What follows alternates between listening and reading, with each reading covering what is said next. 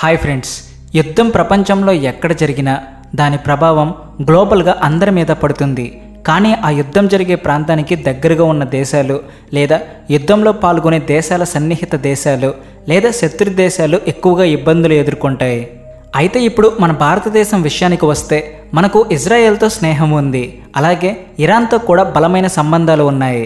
ఈ రెండు దేశాల నుంచి మనకు ఎన్నో రకాల ప్రయోజనాలు ఉన్నాయి: వ్యాపారం, రాజకీయం, వ్యూహాత్మక భాగస్వామ్యం.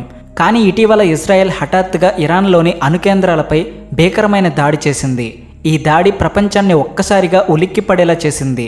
ఇరాన్ అంటే మనకు కేవలం ఒక పొరుగు దేశం మాత్రమే కాదు, రష్యా, యూరోపియన్ దేశాలతో సంబంధాలను కొనసాగించడానికి ఒక కీలకమైన కారిడార్. ఈ దాడి వల్ల ఆ కారిడార్ పూర్తిగా అస్తవ్యస్తమైంది. ఇజ్రాయెల్, ఇరాన్ మధ్య ఉద్రిక్తతలు పెరిగాయి. దీనివల్ల మన దేశానికి క్రూడ్ ఆయిల్ సప్లై ఆగిపోయి ధరలు 30 నుంచి 40% వరకు పెరిగిపోయే ప్రమాదం ఏర్పడింది. అంతేకాదు, ఈ క్రమంలోనే ఇంకో కీలకమైన డెవలప్మెంట్ కూడా జరిగింది. భారత్తో చారిత్రకంగా శత్రుత్వం కలిగిన టర్కీకి సన్నిహితంగా ఉన్న ఒక దేశాన్ని మన స్నేహిత దేశం ఇజ్రాయెల్ తన స్నేహితుడిగా మార్చుకుంది. దీంతో టర్కీ ఒంటరిగా మిగిలిపోయే పరిస్థితి వచ్చింది. ఈ మొత్తం కథ ఏమిటి, ఈ డెవలప్మెంట్ వెనుక ఉన్న కారణాలు ఏమిటి, ఇలా ఎన్నో ఇంట్రెస్టింగ్ విషయాలను మనం ఈ వీడియోలో స్పష్టంగా తెలుసుకునే ప్రయత్నం చేద్దాం. కానీ అంతకుముందు ఈ వీడియోని లైక్ చేసి మా ఛానల్ని సబ్స్క్రైబ్ చేయండి. ఇక అసలు విషయానికి వస్తే ఈ మ్యాప్ని ఒకసారి గమనించండి. ఇదిగో ఇక్కడ మన భారతదేశం, దీని పక్కనే పాకిస్తాన్, ఆ పక్కనే ఇరాన్ ఉంది. అయితే ఇరాన్ మనకు ఎందుకంత ముఖ్యమన్న దాని గురించి మాట్లాడుకుంటే మనం పాకిస్తాన్ రూట్ని వాడం. అందుకే పాకిస్తాన్కి బదులుగా ఇరాన్ రూట్ మనకు ఒక ఆల్టర్నేటివ్ మార్గం.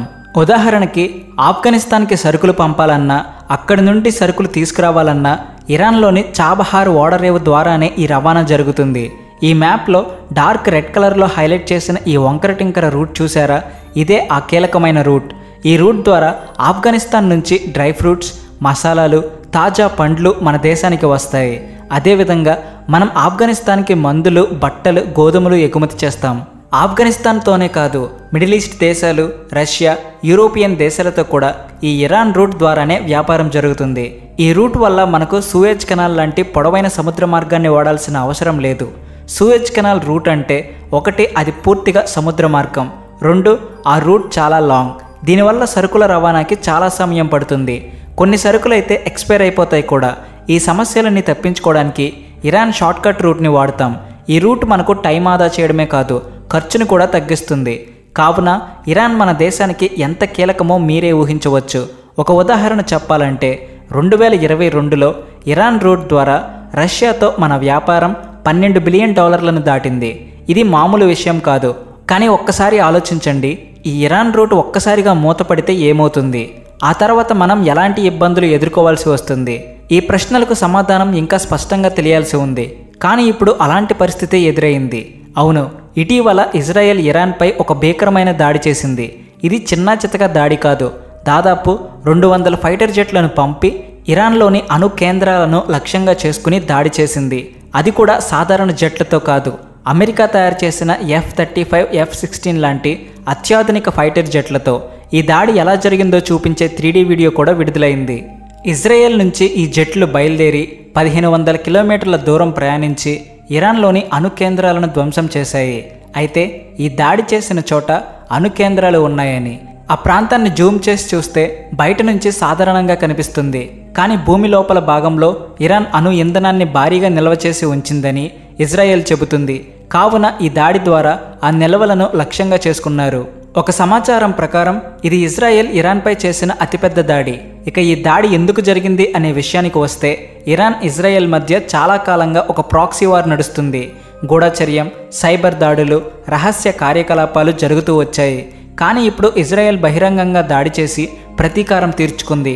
ఈ దాడి ఎంత భీకరమైందంటే ఇరాన్లో 20 మంది ఉన్నత స్థాయి సైనిక కమాండర్లు, 6 అణు శాస్త్రవేత్తలు, మొత్తం 100 మందికి పైగా మరణించారని సమాచారం.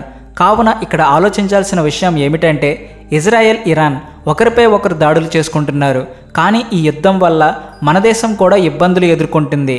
ఇజ్రాయెల్ని మనం ఏమీ అనలేం, ఎందుకంటే వాళ్ళు ఈ దాడులు ఉగ్రవాదులను అడ్డుకోవడానికి చేస్తున్నారు.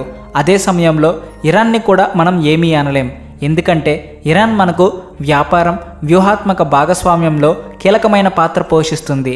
అందుకే ఈ దాడి జరిగినప్పుడు భారత్ 2 దేశాలను సంయమనం పాటించమని కోరింది. ఇజ్రాయెల్ మనకు ఈ దాడి గురించి సమాచారం ఇచ్చింది. కానీ ఈ దాడి ఇరాన్ అణు కేంద్రాలను పూర్తిగా ధ్వంసం చెయ్యాలా అన్న ప్రశ్న వస్తే ఇది 2 వైపుల నుంచి చూడాల్సిన విషయం. ఒకవైపు ఇరాన్ ఉగ్రవాదులకు మద్దతు ఇస్తుందని భావిస్తే ఈ అణు కేంద్రాలను ధ్వంసం చేయడం సరైన చర్య కావచ్చు. కానీ మన దేశ వ్యాపార దృష్ట్యా చూస్తే ఇది మనకు భారీ నష్టం కలిగించే అవకాశం ఉంది. ఇప్పటికే ఈ దాడి ప్రభావం కనిపిస్తుంది. ఫ్లైట్లు తమ రూట్లు మార్చుకుంటున్నాయి. దాదాపు 16 ఫ్లైట్లు ఇరాన్ రూట్ని వదిలేసి వేరే మార్గాల్లో వెళ్తున్నాయి. ఇక ఎక్స్పర్ట్ల అంచనా ప్రకారం ఇరాన్ రూట్ ద్వారా రష్యా నుంచి వచ్చే క్రూడ్ ఆయిల్ సప్లై ఆగిపోతే మనకు క్రూడ్ ఆయిల్ ధరలు 40 నుంచి 50% వరకు పెరిగిపోతాయి. ఇది మన ఆర్థిక వ్యవస్థపై భారీ ప్రభావం చూపే అవకాశం ఉంది. అయితే ఈ సమస్యల మధ్య ఒక మంచి విషయం కూడా జరిగింది. అజర్బైజాన్ టర్కీ మాటలను పట్టించుకోవడం మానేసి ఇజ్రాయెల్తో స్నేహం పెంచుకుంటుంది. టర్కీ మన దేశంతో చారిత్రకంగా శత్రుత్వం కలిగి ఉంది. కాబట్టి ఈ డెవలప్మెంట్ భారత్కు రాజకీయంగా భవిష్యత్తులో లాభం చేకూర్చవచ్చు. అజర్బైజాన్ ఇజ్రాయెల్తో సన్నిహితంగా మారడం వల్ల టర్కీ ప్రభావం కాస్త తగ్గే అవకాశం ఉంది. ఇది మనకు వ్యూహాత్మకంగా ఒక అడ్వాంటేజ్గా మారవచ్చు. ఇజ్రాయెల్ ఇరాన్ మధ్య ఈ యుద్ధం గురించి మీ అభిప్రాయం ఏమిటి? ఇది భారత్పై ఎలాంటి ప్రభావం చూపుతుందని మీరు భావిస్తున్నారు? మీ అభిప్రాయాన్ని కామెంట్ సెక్షన్లో తప్పక చెప్పండి. ఈ వీడియోని లైక్ చేసి మీ స్నేహితులతో కుటుంబ సభ్యులతో షేర్ చేయండి. తద్వారా వాళ్లకు కూడా ఈ ముఖ్యమైన సమాచారం అందుతుంది. ఇలాంటి ఆసక్తికరమైన సమాచారం కోసం మరిన్ని మంచి వీడియోల కోసం మా ఛానల్ని సబ్స్క్రైబ్ చేసి బెల్ ఐకాన్ని ఆన్ చేయండి. Thank you for watching. Please like and share and also thanks for watching.